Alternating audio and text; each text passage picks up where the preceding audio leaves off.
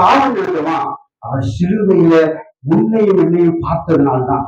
ஒரு வசனம் ரொம்ப அழகா சொல்லணும். அவர் இந்த பாடுகளை அவர் என்ன பண்ணாரா, சந்தோஷமாய் மகிமையை ஏற்றுக்கொண்டார் அப்படின்னு சொல்லி. அவர் சந்தோஷமாய் இந்த சிலுவை சுமக்கிறதுக்கான காரணம் என்ன? சிலுவையில் அப்படி அவர் என்னத்தை பார்த்திருப்பாரு? நான் சொல்றேன், அவர் சிலுவையில ஒன்னே ஒண்ணு பார்த்திருப்பாரு. யார பார்த்திருப்பாரு? யார பார்த்திருப்பாரு?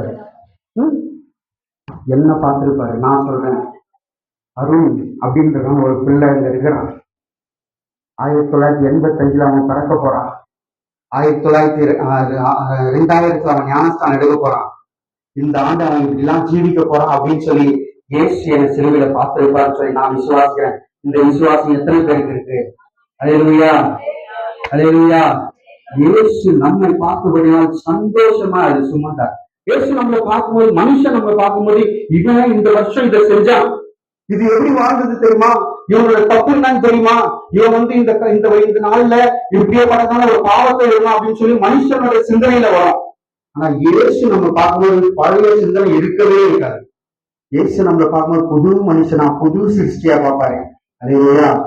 இயேசு நம்மளோட முகத்தை பார்க்கும்போது இது என் பிள்ளை, அவரை போலவே நம்ம பார்ப்பாரு. அல்லேலூயா.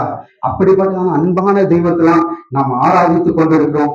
இந்த நாள்ல அப்படிப்பட்ட அன்பான தெய்வத்தை தான் நாம் என்ன பண்ணுறோம், பறைசாற்றி கொண்டிருக்கிறோம். இந்த நாள் வந்து ரொம்ப ரொம்ப ரொம்ப ரொம்ப ஒரு நல்ல நாள். முன்னாடி அம்மா வருஷத்துல கூட வருஷம் முடியும் போது வருஷம் நேரத்துல சொன்னாங்க, இது போல நாட்கள்ல போய் சுவிசேஷத்தை சொல்லுங்க, ரொம்ப டச்சிங்கா இருக்கும்.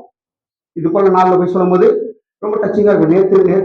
இந்த நேரத்துல இருந்து நான் எனக்கு கூட ஒரு கவலை, ஐயோ இந்த நாள்ல ஏதாவது பண்ணுமே, என்ன பண்ணலாம் அப்படின்னு சொல்லி யோசிச்சிருந்தேன்.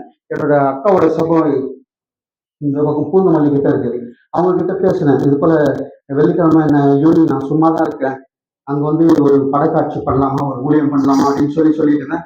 அவங்க ஞாயிற்றுக்கிழமை நான் வந்து பண்றோம், இன்னொரு பிரதர் டீமோட வராங்க, அதனால இன்னைக்கு வேண்டாம் அப்படின்னு சொல்லிட்டாங்க. நேற்று நைட் நான் ஜோம் பண்ணிட்டு இருந்தேன், ஆண்டவரே அன்னைக்கு ஏதாவது பண்ணோம், சரி அட்லீஸ்ட் என்னோட வீட்டு வாசல் கிட்ட இந்த பக்கம் தண்ணியா இருக்கு, ரோட்லயாவது நான் என்ன பண்றேன், ஒரு பாதி ரோடை மறைச்சு ஒரு படக்காட்சியை போட்டு அங்க இருக்கிறதான ஜனங்களுக்கு நான் சுவிசேஷத்தை சொல்லணும், எனக்கு உதவி செய்யணும் ஆண்டவரேன்னு சொல்லி நைட்டு ஜோம் பண்ணிட்டு நான் படுத்துட்டேன்.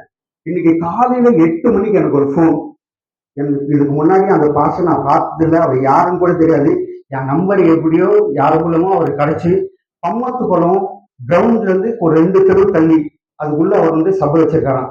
அவர் எனக்கு கால் பண்ணி இன்னைக்கு ஈவினிங் வந்து எனக்கு சபை எங்க சபை இருக்கிறான் தெருவுல சுவிசேஷம் சொல்ல முடியுமா, இன்னைக்கு வந்து பதக்காட்சி ஊழியர் செய்ய முடியுமா அப்படின்னு சொன்னாங்க. தாராளமா சொல்றீங்க, என்ன பண்ணுங்க, இயேசுவோட நாமத்தை எங்கேயோ ஒரு இடத்துல சொன்னா போதும் அப்படின்னு சொல்லி ரொம்ப சந்தோஷமா, இன்னைக்கு மட்டும் நாளைக்கு செய்யுங்க, நாளைக்கு ரெட்டிஸ்ல வந்து எங்களோட இன்னொரு சபை இருக்கு தீர்த்தங்கரைப்பட்டுல, அங்க வந்து பதக்காட்சி ஊழியர்களை செய்யுங்க அப்படின்னு சொல்லி அழைச்சாங்க. அது தொடர்ந்து ஞாயிற்றுக்கிழமையில நாங்க ஊழியர் செய்ய, நாங்க இந்தி பீப்புள் மத்திய பதக்காட்சி ஊழியர்களை செய்யணும். இப்படிப்பட்ட இந்த நாட்கள்ல சுவிசேஷத்தை ஈஸியா கொண்டு போக முடியும், ஈஸியா ஜனங்களோட கனெக்ட் ஆக முடியும்.